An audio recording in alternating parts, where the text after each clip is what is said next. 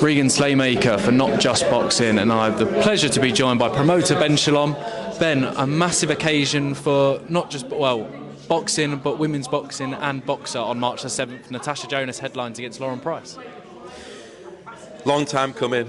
For me, the best against the best. Two fighters that I've worked with for a long time, and a historic event, a historic fight, a historic venue.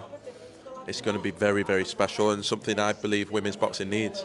It needs these big fights. Definitely as well. Who would you say goes into this fight the favourite between Lauren and Natasha? Obviously, Natasha excellent last time out, unifying the division, but Lauren been on a great run of form as well. It's hard to say. I think, look, every time I watch Natasha, I think, is she going to drop 5 or 10%? And she doesn't. I think if she's the same Natasha that I'm accustomed to seeing, we're not going to have an issue with her age, with her dropping off, and that's going to make it very difficult for Lauren Price. I know a lot of people are saying Lauren's younger. Lauren's not fought at this level. Lauren's not been in close fights before. Lauren's not fought the names that Natasha has. Lauren's not got the experience that Natasha has. It's a big ask to take on someone like Natasha Jonas at this stage in your career. So I just think it just depends on Natasha. I really do. I think Lauren's going to be, for me, the best fighter in the world in that division. Can she do it within 10 fights? Let's see. Let's see indeed as well. Caroline Dubois obviously on the top table, no opponent confirmed. I did hear her in an interview with Boxing News. She did mention Terri Harper, and her words, not mine, not finding her pen. Is that potentially a unification we can see on this card? It is. I mean, we've offered what I believe to be a career high payday, a huge payday, one that even I was surprised at myself for making. So you can't do anything more than that. Caroline's phenomenal, and so fighters are going to want a lot of money to get in the ring with Caroline Dubois, and she's her own worst enemy in that sense. She's that good, but she'll clean out the whole division this year. I'm confident of it. And we'll be able to announce something very big for her in the next couple of days. Well, we look forward to seeing that announcement as well. And a fight that took a lot of people by surprise, and I think Andy Scott even on the top table. Karis Artingstall versus Raven Chapman. I mean, hopefully for the British title, I've heard, but that is a title that's for the British title, but could be a world title eliminator as well. It's a fantastic fight. Huge fight. One, as you say, I'm surprised. Karis Artingstall nearly out the ring for a year, had a couple of personal problems, much bigger than boxing.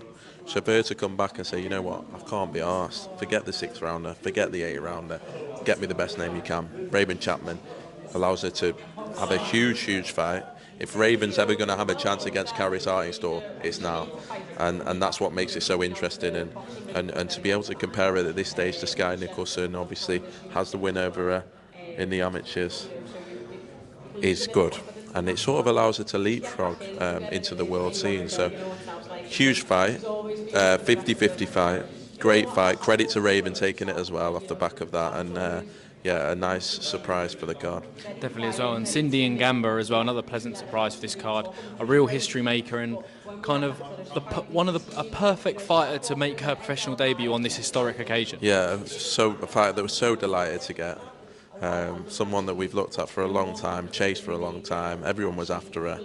And to secure her signing, I think the work that we've done with Natasha, Savannah, Lauren, Caroline, I think speaks for itself. And I think she's seen that there's a real path there for her to become a superstar in the sport. She's a phenomenal talent, and if there was ever a female fighter made for the professional ranks, it's Cindy Ngamba. So I can't wait to get started.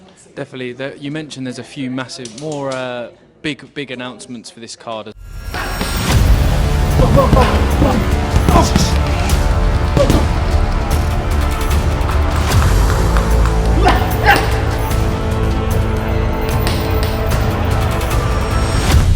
One fighter who is back training this side of the pond and is based in the UK is Ramla Ali.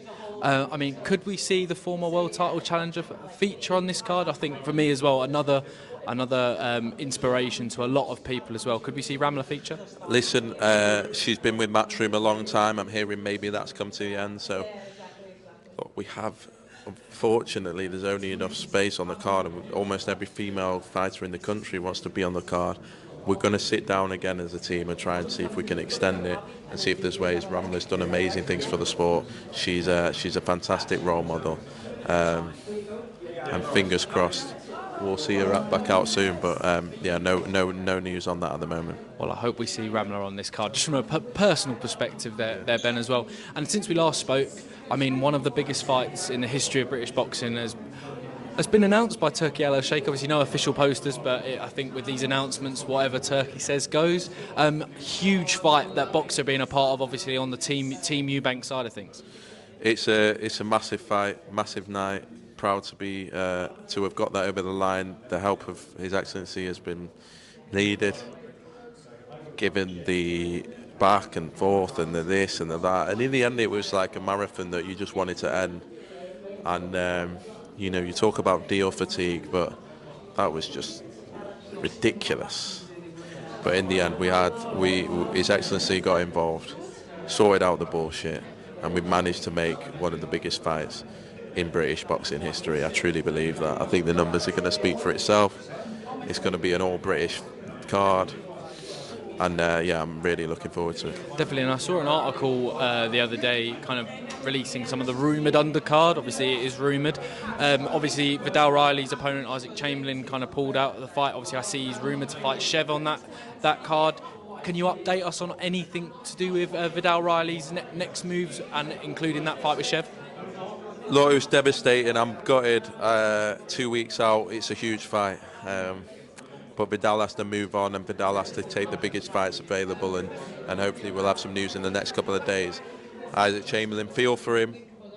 Vidal's right in the sense that we haven't received evidence, but I've worked with Isaac Chamberlain for a long time now, and he takes fights on short notice. He takes anything, so there's clearly something wrong, and I hope he gets better soon. But as I say, gutted, but Vidal will move on, and there'll be some big fights to announce. Definitely. Final one from me as well. I interviewed Callum Simpson at the Better Be a Bivol 2 press conference, and he mentioned a massive fight at Oakwell with a certain Liam Cameron as well. I think you're tired of hearing his name, but yeah, that is a massive fight for, the whole of Yorkshire as well.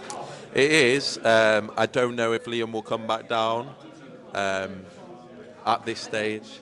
Obviously, there's another fight where Liam Cameron's being talked about, which I do expect to happen. But Callum Simpson will box at Oakwell in May, or the first week of June, in an absolutely huge fight. So, we'll announce that in the next few weeks. Ben Shalom, I'll leave it there. Thank you very much. Always a pleasure. Cheers, mate. Cheers, Thank mate. you. Thank you.